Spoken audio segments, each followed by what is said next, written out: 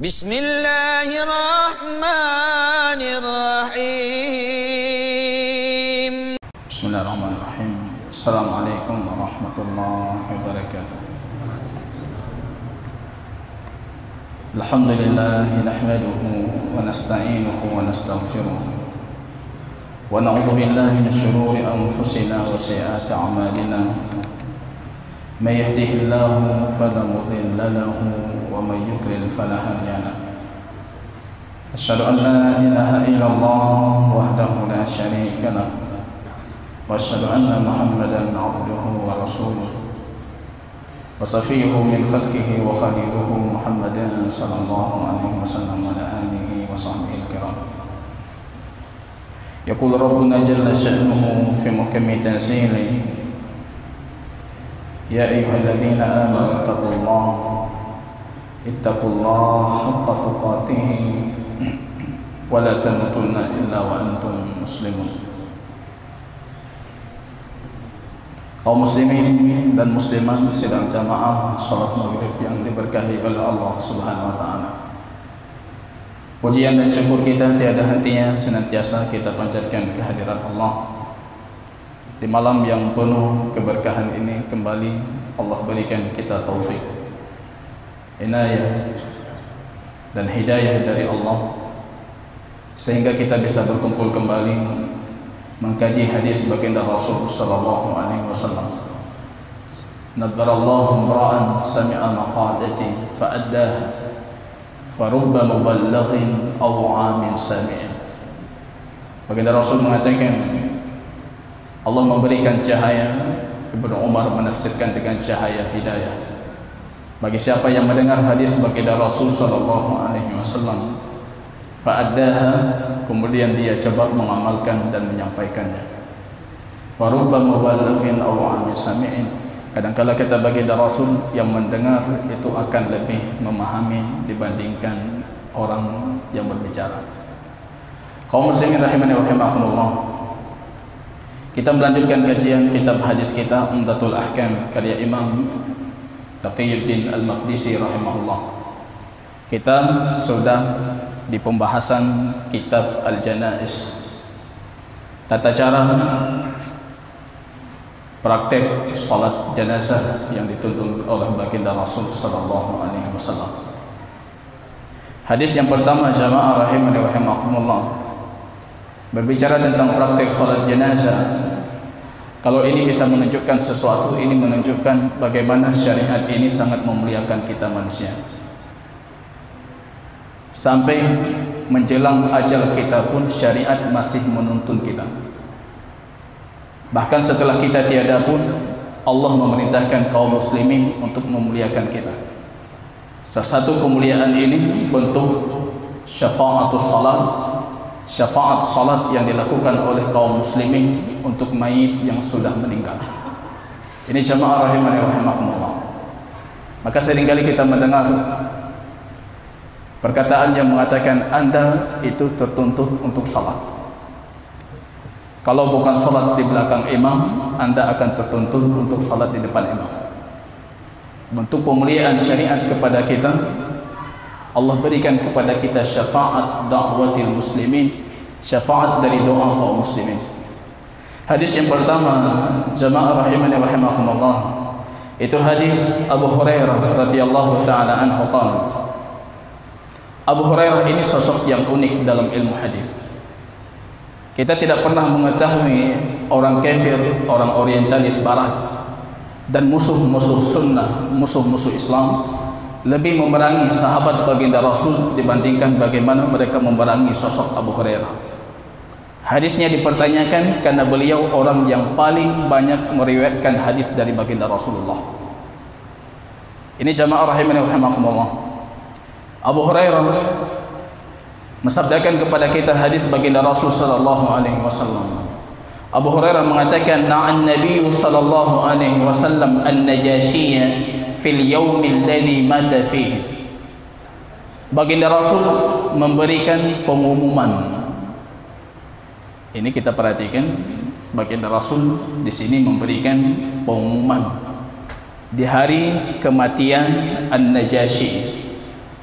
Di hari kematian Najasyi, rupanya baginda Rasul mengumumkan kepada para sahabatnya, kepada penduduk kota Madinah untuk melakukan salat.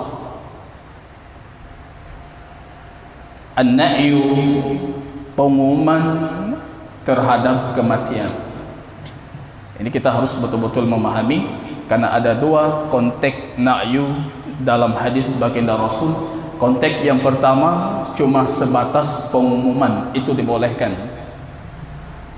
Pak Imam, kita kabarkan si fulan sudah wafat, kemudian beliau mengambil mikrofon dan mengumumkan, tidak ada masalah. Ini na'yu, pengabaran wafat yang diperbolehkan. Ada na'yu jenis yang kedua, itu hadis Hudzaifah ibn al-Yaman. Beliau mengatakan ketika menjelang ajalnya, fala tu'dzunani bi, ketika aku wafat, idza mittu fala tu'dzunu bi, jangan kalian umumkan kematianku. Itu Hudzaifah ibn al-Yaman, sahabat baginda Rasul sallallahu alaihi wasallam, mengatakan, kalau aku wafat jangan kalian siarkan kabar wafatku. Fa inni akhsha ay yadkhulu fi an-na'i alladhi haramahu an-nabi. Aku khawatir kalau pengabaran, pemberitaan tentang wafatku itu termasuk ke dalam na'yu yang dilarang oleh baginda Rasul. Rupanya ada satu bentuk pemberitaan kewafatan yang dilarang oleh baginda Rasul. Itu na'yul jahiliyah. Dulu di zaman jahiliyah, ketika ada pemuka yang wafat, maka satu di antara mereka akan diutus untuk melalui pelosok-pelosok desa, pelosok kota, mengumpan kewafatan si fulan. Kadangkala itu yang diutus itu membuka bajunya, memukul dadanya atau memukul kepalanya, sudah wafat si fulan, sudah wafat si fulan. Ini bentuknya bentuk berlebih-lebihan dalam pemberitaan kewafatan, sekaligus bentuk tafakhur, yaitu bentuk membanggakan diri. Ini yang dilarang. Kalau cuma sebatas pemberitahuan wafat itu tidak dilarang. Ini harus kita pahami, karena hadis ini juga menggunakan kata na'yu, padahal na'yu itu dilarang dalam syariat. Na'yu, pemberitaan wafat yang dilarang itu kalau pemberitaannya itu berlebihan, kemudian diikuti dengan rasa tafakhur untuk membanggakan diri. Tiba-tiba sudah masuk itu koran, masuk surat kabar, masuk ini, masuk itu. Tujuannya tafakhur, membanggakan diri. Maka Hudzaifah mewasiatkan kepada anak-anaknya, idza mitu, kalau aku wafat jangan umumkan, jangan siarkan kewafatanku. Karena saya khawatir, fa inni akhsha fa innahu tadkhulu fi an-na'yi alladhi haramahu an-nabi. Karena itu saya khawatir masuk ke dalam na'yu, pemberitaan wafat yang dilarang oleh baginda Rasul. Artinya sebelumnya ada larangan baginda Rasul untuk pemberitaan wafat, dan pemberitaan wafat Najasyi ini termasuk pemberitaan yang dibolehkan. Jadi baginda Rasul rupanya ketika hari wafatnya Najasyi, kita tahu Najasyi itu bukan nama orang. Najasyi itu satu julukan untuk siapapun pemimpin atau raja di negeri Habasyah. Kalau kita punya Kisra untuk Persia, punya Kaisar untuk Romawi, punya Muqawqis untuk Mesir, kita punya Najasyi untuk Persia. Wafat satu Najasyi, akan datang Najasyi yang selanjutnya. Jadi Najasyi itu julukan. Fir'aun di negeri Mesir, wafat Fir'aun satu, naik Fir'aun yang kedua.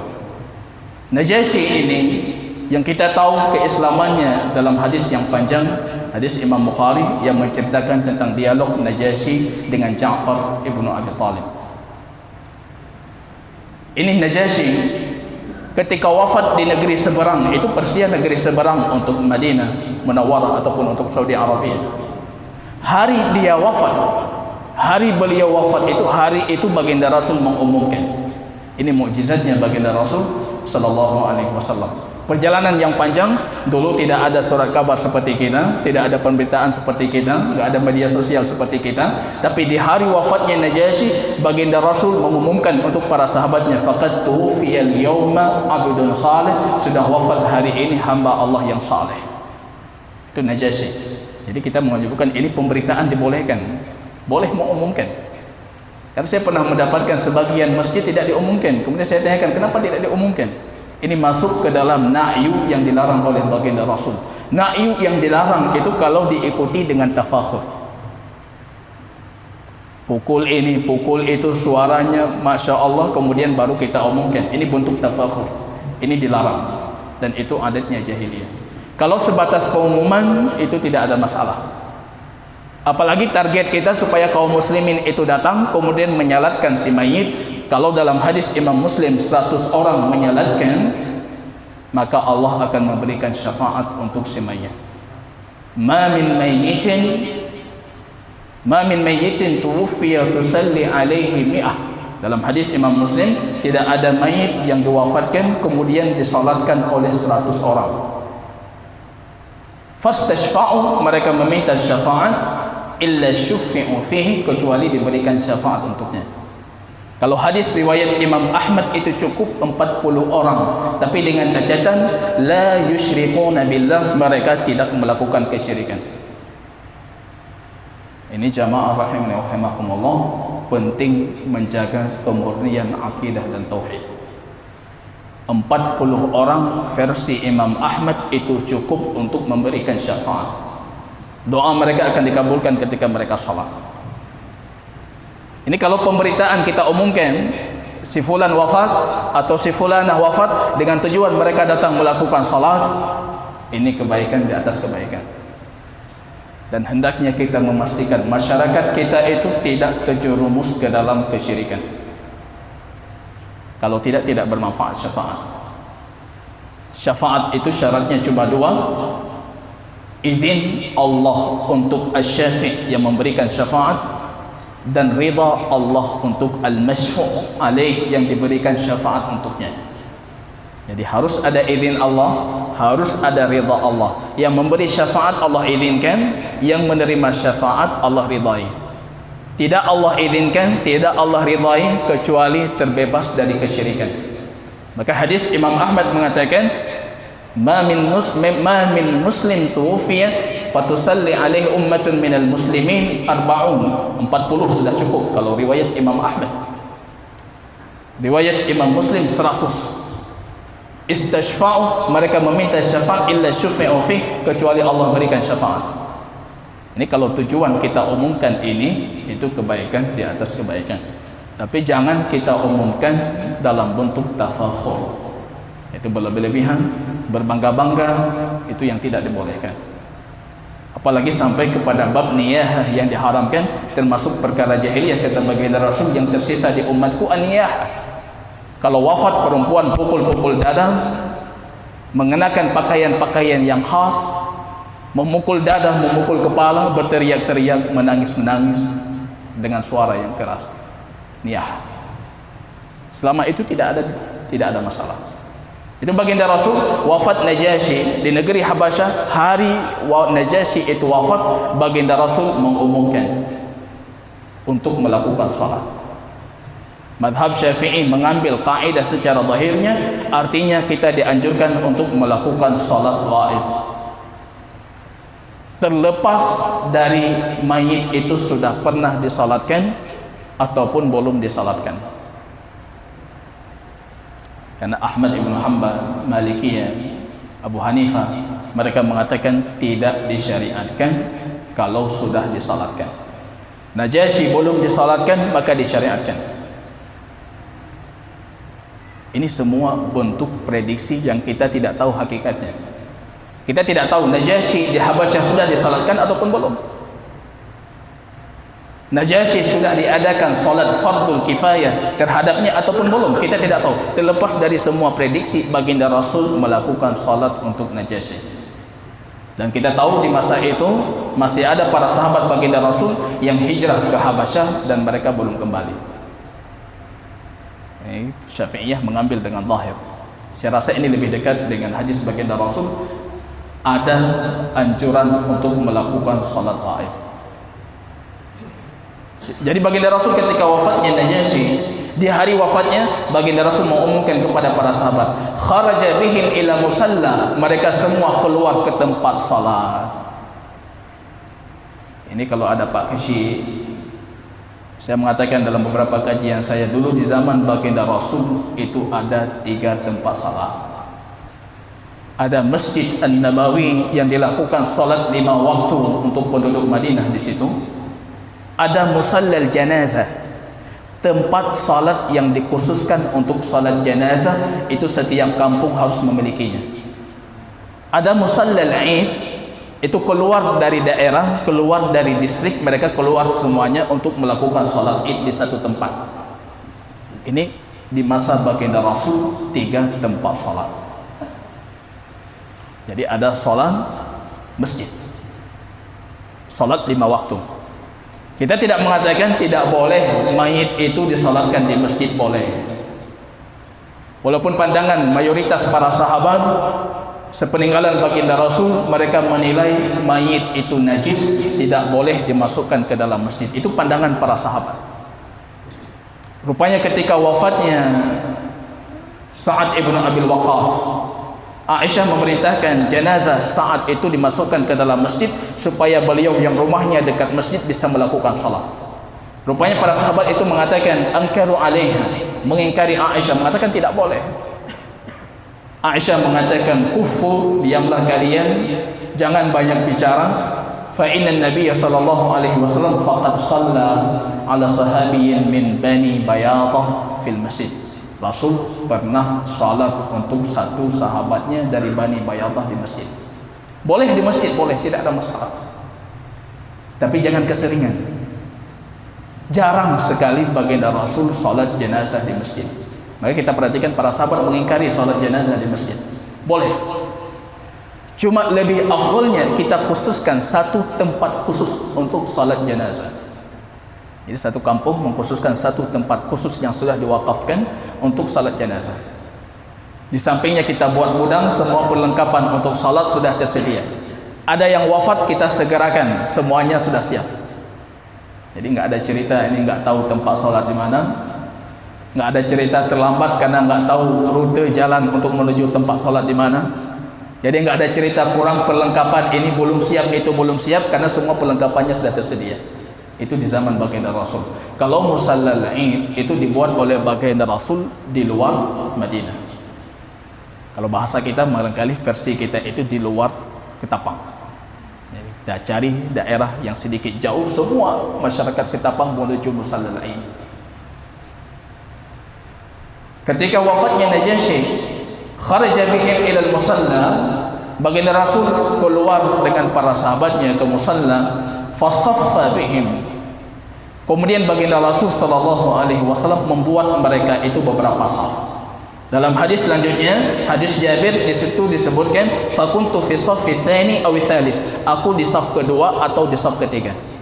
Dalam salat jenazah setidaknya sekurang-kurangnya kita membentuk saf itu dalam 3 saf. Walaupun jamaahnya sedikit. Walaupun satu saf dua-dua. 3 saf. Jangan dipanjangkan saf, tapi dibanyakkan jumlah saf. Sedikit ke samping, banyak ke belakang. Ini petunjuk baginda Rasul.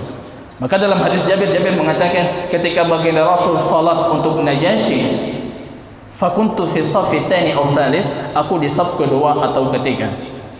Ini artinya beliau masih meragukan kondisinya kedua atau ketiga. Kalau ketiga itu yang terakhir, pasti beliau akan teringat saya di saf terakhir.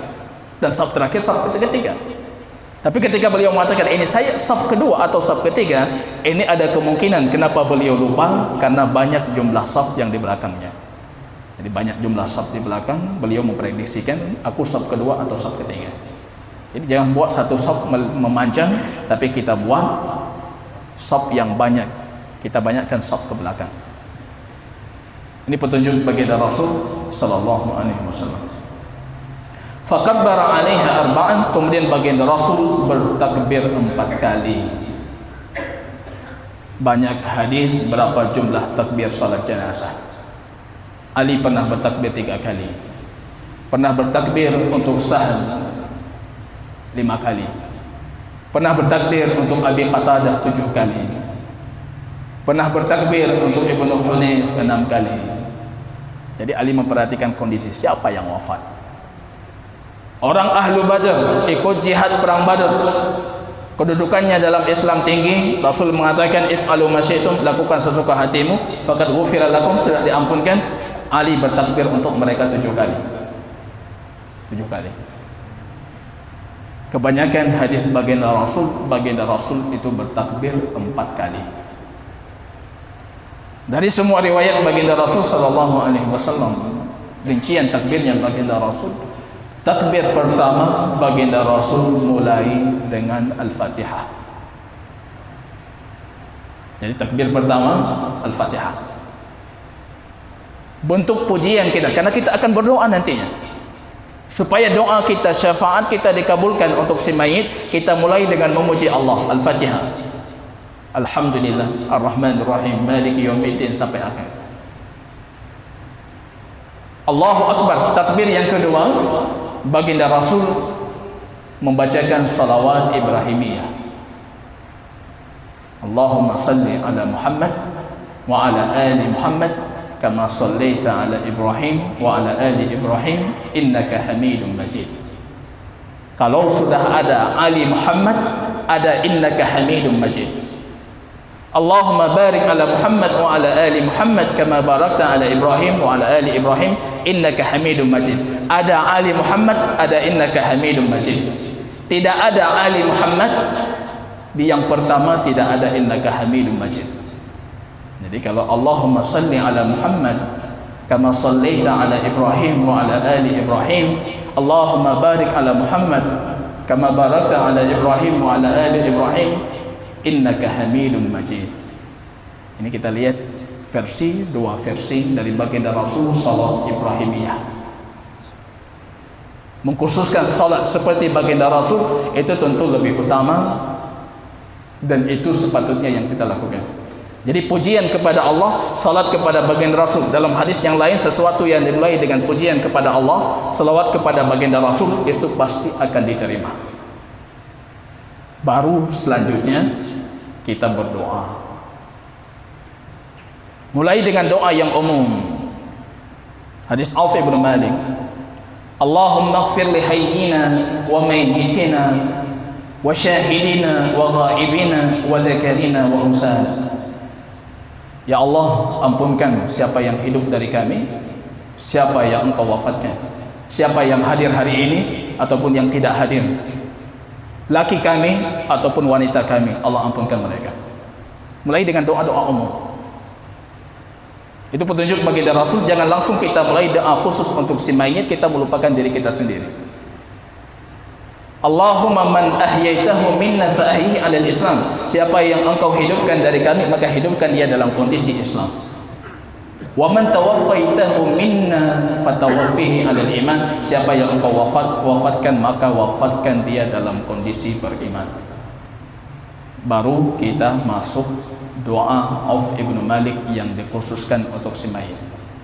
Allahumma ighfir lahu warhamhu wa'afihi wa'fu anhu wa akrim nuzulahu wa wassi' mudkhalahu waghsilhu bil ma'i was-salji wal barad wa naqihi min al khataaya kama yunqqa thawbu abyadu min ad-danas. Baru kita minta pengampunan untuknya. Allahumma abdilhu daran khairan min dari wa ahlan khairan min ahlihi. Allah ganti dia rumah yang lebih baik untuknya, keluarga yang lebih baik untuknya. Waqihi, dan jaga, buat perlindungan untuknya, min azabil qabr wa azabil nar, dari azabnya kubur dan azab neraka. Panjang doanya Ustaz, itu ada video, nggak perlu kita tulis ya. Itu doa yang sesuai dari hadis-hadis baginda Rasul sallallahu alaihi wasallam. Takbir selanjutnya Allahu Akbar, baginda Rasul salam. Dalam hadis Abu Hurairah, baginda Rasul sallallahu alaihi wasallam itu shalla kabbara arba'an wa sallama taslimatan wahidah. Beliau salamnya cuma 1 kali. Allahu Akbar, Assalamualaikum. Sudah selesai. Itu mayoritas pandangan para ahli hadis. Jadi salam untuk salat jenazah 1 kali. Rujukan mereka hadis Abu Hurairah, kabbara alaihi arba'in fasallama taslimatan wahidan. Beliau mengucapkan salam 1 kali. Rupanya banyak juga hadis-hadis yang lain yang menguatkan kalau baginda Rasul itu salamnya 2 kali. Di antaranya hadis Ibnu Mas'ud. Beliau mengatakan khisalun kana inda Nabi sallallahu alaihi Nabi wa tarakahu an-nas al-yawm. Ada beberapa perkara dulu ada di zaman baginda Rasul, hari ini ditinggalkan oleh orang-orang. Kata Imam Ibnu Mas'ud. Ihdaha, salah satu dari perkara ini, taslimatun 'alal janaiz taslimatukum fi shalah. Salam kalian untuk salat jenazah itu seperti salam kalian untuk salat 5 waktu kalian. Artinya 2 kali. Imam Syafi'i mengambil dari kebanyakan hadis ini yang wajibnya 1 kali, sunnahnya 2 kali. Yang melakukan 1 kali jangan kita ingkari. Ada yang 1 kali dia mengamalkan hadis Abu Hurairah dan banyak hadis lain dari baginda Rasul, beliau salamnya 1 kali. Ada yang melakukan 2 kali, tidak perlu kita ingkari. Itu qadhinya orang Yaman, Qadhi Al-Imrani, suatu ketika salat di Masjidil Haram untuk salat jenazah. Beliau salamnya 2 kali, di sampingnya ada anak muda penuntut ilmu yang baru, pemula dalam menuntut ilmu, melihat qadhi salamnya 2 kali. Di Saudi Arabia, madhab yang syaih yang populer di sana, Hanabilah, salamnya itu 1 kali. Mereka salamnya 1 kali, Qadhi Imrani salamnya 2 kali. Tiba-tiba orang ini mengatakan, guru kami Syekhul Alim Imam Ibnu Bas mengatakan sunnahnya 1 kali. Qadhi Imrani mengatakan, amma ana, adapun aku fa'alimun ibnu alimun wa hafidu alimin. Kalau aku ini, kata Imam Qadhi Imrani, orang alim, bapak aku orang alim, aku itu cucunya orang alim dan cicitnya orang alim. Kamu itu tadi berdalil cuma 1 orang alim. Guru kami Syekh Ibnu Baz sunnahnya 1 kali. Beliau mengatakan aku itu alim. Qadhi Imrani, anaknya orang alim, cucunya orang alim, cicitnya orang alim, tapi kami salamnya 2 kali. Amruhu wasi'. Ini perkaranya luas. Mau 1, mau 2, jangan kita bid'ahkan. Mau 1, dia mengamalkan hadis Abu Hurairah. Mau 2, dia mengamalkan athar mauquf dari Abdullah ibn Mas'ud. 2, 1, dua-duanya mendapatkan sunnah. Madhab Imam Syafi'i, 1 itu wajib, 2 itu sunnah. Kataslimukum fi salat, seperti salam kalian dalam kondisi kalian melakukan salat 5 waktu. Ini jamaah rahimani wa rahimakumullah. Jadi kita ingat tadi, doa ini yang kita panjatkan sudah kita mulai dengan thana, pujian untuk Allah. Kita mulai ikuti dengan salat untuk baginda Rasul. Kalau sudah mulai dengan alhamdulillah, mulai dengan salat untuk baginda Rasul, kita punya hadis lain, doanya pasti dikabulkan. 40 orang salat tidak mensyirikkan. Maka ini tugas kita masyarakat untuk supaya mendapatkan syafaat orang yang salat. Pastikan yang salat kepada kita itu bukan pelaku-pelaku syirik. Kita jaga masyarakat kita. Maka kajian akidah, kajian tauhid penting. Arba'un. Ini riwayat Imam Ahmad, riwayat Imam Muslim, 100. Si'atu maghfiratillah wa fadlillah, karunia Allah yang luas. Saya lebih condong riwayat Imam Ahmad. Mudah-mudahan kita mendapat 40 supaya lebih ringan. Dengan perkembangan kesyirikan, 100 banyak yang syirik, setidaknya ada 40 yang tidak mensyirikkan. Mudah-mudahan kita minta riwayat Imam Ahmad itu insya Allah sahih. Itu yang paling mudah untuk kita. Wa fadlullahi wasi', dan fadilah Allah insya Allah sangat luas. Kita perhatikan jamaah rahimani wa rahimakumullah. Jabir mengatakan, anna Nabi sallallahu alaihi wasallam shalla 'ala an-Najashi fa kuntu fi shaffi tsani aw tsalits. Jadi salat kepada Najasyi, saya tidak tahu lagi saya saf kedua atau saya ke saf ketiga. Hadis Abdullah ibnu Abbas, anna Rasul sallallahu alaihi wasallam shalla 'ala qabrin ba'da ma dufin. Baginda Rasul pernah salat di kuburan untuk orang yang sudah wafat, yang beliau belum salat untuknya sebelum dikuburkan. Fakabbara alaihi arba'an, dan baginda Rasul bertakbir 4 kali. Jadi kalau ada yang wafat Kita tidak tahu. Tiba-tiba kita tahu beliau sudah dikuburkan. Jangan tinggalkan salat. Salat di kuburnya sama seperti Anda salat ketika Anda berhadapan dengan jenazah. Takbirnya tetap sama. Ini tidak syirik, tidak bid'ah. Ini dilakukan oleh baginda Rasul berulang kali. Baginda Rasul suatu ketika bangun pagi, beliau bertanya tentang qayyimatul masjid. Ada wanita sauda, wanita yang hitam, yang tugasnya itu membersihkan Masjid Nabawi. Itu qayyim. Qayyim itu artinya al-multaqit al-qumama, yang mengambil sampah-sampah di masjid. Maka kita punya Imam Ibnul Qayyim. Itu bapaknya itu qayyim masjid. Kalau bahasa kita barangkali apa itu? Marbot. Itu qayyim. Ibnul Qayyim anaknya marbot, jadi ulama. Qayyimul masjid, wanita hitam ini ketika wafat, para sahabat tidak memberitakan kepada baginda Rasul karena Rasul dalam kondisi tidur. Kadangkala kita sering menilai orang itu dari zahirnya, Pak. Ini cuma tugasnya memungut sampah. Untuk apa kita kabarkan baginda Rasul? Baginda Rasul marah. Ala tuqidhuni, kenapa engkau tidak membangunkanku? Biar aku salat kepadanya. Kalau Rasul sudah salat untuk seorang hamba, itu nuran lahu. Kuburnya yang gelap dalam hadis Abu Daud, Allah yunawwiruhu bisalati alaihi, dengan salatku untuknya Allah berikan dia cahaya. Maka Rasul tidak serta-merta beliau melakukan salat. Beliau lihat orangnya. Kalau munafik tidak mungkin beliau salat. Maka Rasul mengatakan, kenapa engkau dalam kondisi tidur? Kami khawatir untuk membangunkanmu. Rasul langsung bertanya, dullani ala qabriha, mana kuburnya? Datang ke kuburnya, kemudian Rasul sallallahu alaihi wasallam salat. Ini enggak ada cerita, Pak. Ada jamaah mengatakan, Ustaz, saya sedih sekali. Kenapa sedih? Saya tidak sempat salat untuk orang tua saya. Kenapa enggak sempat salat? Orang tua saya wafat, saya masih di luar negeri. Pulang, ketika Anda pulang salat. Tidak sempat salat untuk orang tua. Ini musibah. Orang tua Anda tidak tempat salat.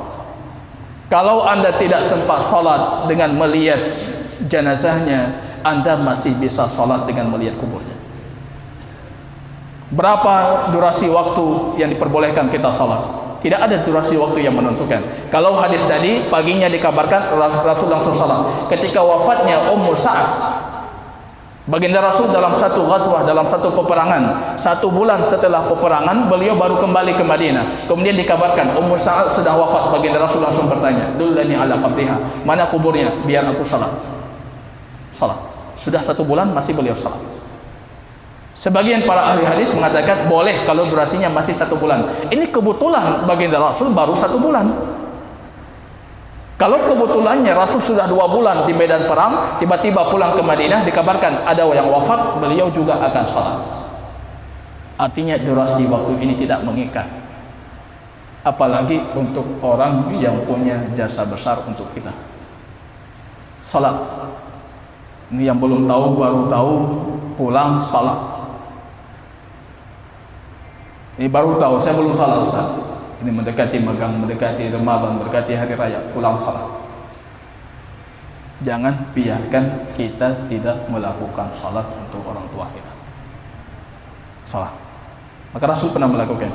Ini hadis Abdullah ibnu Abbas mengatakan, anna Rasul sallallahu alaihi wasallam shalla ala qabrin ba'da ma dufin fakabbara alaihi arba'an. Beliau salat terhadap satu kubur setelah kubur itu dikubumikan. Artinya sudah dikuburkan mayatnya, Rasul melakukan salat. Fakabbara alaihi arba'an, beliau bertakbir 4 kali. Jadi kalau kita lihat ikuti semua kebanyakan hadis baginda Rasul itu takbirnya 4 kali. Walaupun tingkah beberapa sahabat, ada yang membuat 3 kali, ada yang membuat 5 kali, ada yang membuat 6 kali seperti Ali, atau 7 kali seperti Ali. Imam Ibnu Abbas pernah salat, ketika membaca Al-Fatihah, Allahu Akbar, membaca Al-Fatihah, beliau keraskan suaranya, Alhamdulillahirabbil alamin, sampai akhir. Kemudian beliau mengatakan selepas salat, li ta'lamu annahu sunnah, supaya kalian tahu kalau ini bacaan yang disunahkan. Saya khawatir karena kita tidak pernah melakukan, imam kita tidak pernah melakukan, akhirnya jamaah tidak tahu. Salat Allahu Akbar, Allahu Akbar. Ada kejadian Allahu Akbar langsung rukuk. Allahu Akbar rukuk. Lita'lamu annahu sunnah, supaya kalian tahu ini sunnahnya, kata Imam Ibn Abbas. Beliau keraskan suara. Boleh tidak sekali-kali kita keraskan? Boleh. Keraskan. Allahumma salli ala Muhammad wa ala alihi. Oh, ini yang dibaca oleh imam. Allahumma ighfir lahu. Oh, ini yang dibaca oleh imam. Ini bukan bid'ah. Ini bentuknya ta'lim. Kita ajarkan. Ini wallah ta'ala bersama